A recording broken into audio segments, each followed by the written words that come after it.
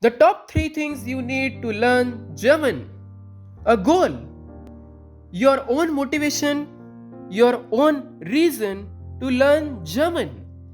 Whether you want to study in Germany, work in Germany, improve your career prospects, or any other particular reason, your purpose of learning German should be dedicated, practical, and firm. Secondly, consistent and daily practice. The German language is not a subject, it's a skill, and a skill can be only improved when you practice every day.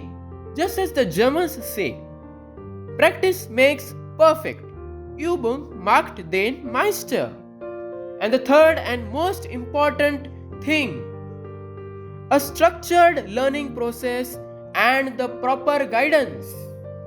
A well structured, organized learning process and the proper guidance is essential to learn the German language or any skill.